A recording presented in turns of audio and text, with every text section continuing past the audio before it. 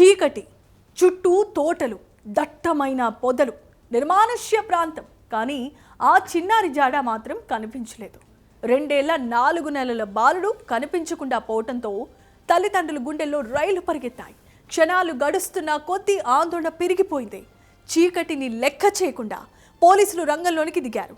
Night vision డ్రోన్లు గాల్లోకి ఎగిరాయి. Dog squads రంగంలోనికి దిగాయి. 15 ప్రత్యేక బృందాలు తోటలు, పొదలు, చుట్టుపక్కలున్న ప్రాంతాలన్నింటినీ జల్లెడపట్టాయి.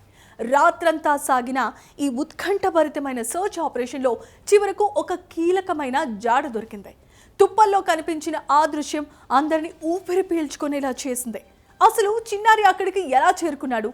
రాత్రంతా పోలీసుల గాలింపు ఎలా సాగింది? చివరకు మోహిత్ను ఎలా గుర్తించారు? చూద్దాం.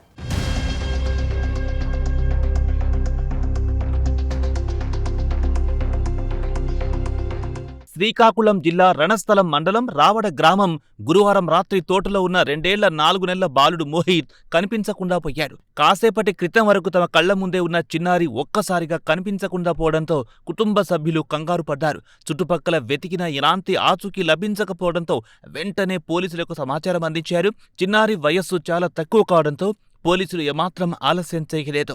ప్రత్యేక సెర్చ్ ఆపరేషన్ ప్రారంభమైంది. సాధారణ గాలింపు కాకుండా చిన్నారి కనిపించకుండా పోయిన ప్రాంతాన్ని కేంద్రంగా చేసుకుని పలు బృందాలు రంగంలోకి దిగాయి. తోటలు, పొదలు, చుట్టుపక్కల ప్రాంతాలను ఒక్కొక్కటిగా పరిశీలిస్తూ ముందుకు సాగారు. చీకట్లో చిన్నారి జాడను గుర్తించడం పోలీసులకు మరో సవాల్గా మారింది. అందుకే నైట్ విజన్ డ్రోన్లను రంగంలోకి దించారు. Dog squad, task force, clues టీంలతో పాటు మొత్తం 15 ప్రత్యేక బృందాలు గాలింపు చేపట్టాయి.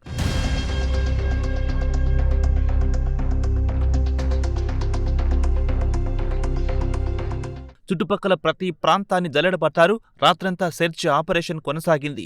కుటుంబ సభ్యుల ఆందోళన, పోలీసులపై పెరుగుతున్న బాధ్యత ప్రతి నిమిషం కీలకంగా మారింది. చివరకు శుక్రవారం ఉదయం తోట సమీపంలోని తుప్పల్లో పోలీసులకు చిన్నారి ఆచూకీ లభించింది. అక్కడే ఉన్న బాలుడు మోహిత్ను పోలీసులు సురక్షితంగా బయటకు తీసుకొచ్చారు. చిన్నారిని తల్లిదండ్రులకు అప్పగించడంతో గంటల తరబడి కొనసాగిన ఉత్కంఠకు తెరపడింది.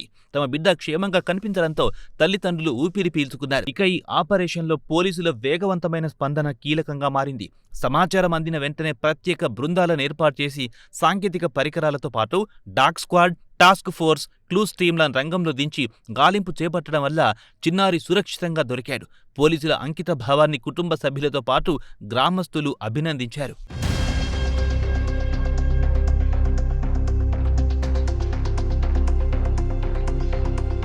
చిన్నారులు కాసేపు కనిపించకుండా పోయినా తల్లిదండ్రులకు అది గంటల తరబడి గుండెలపై కత్తి పెట్టినట్లే ఉంటుంది. ముఖ్యంగా తోటలు, పొదలు, నిర్మానుష్య ప్రాంతాల్లో చిన్నారులను క్షణం కూడా నిర్లక్ష్యంగా వదలకుండా జాగ్రత్త పడాలి.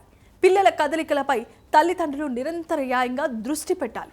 ఏదైనా అనుకోని సంఘటన జరిగితే భయపడకుండా వెంటనే పోలీసులకు సమాచారం అందించాలి.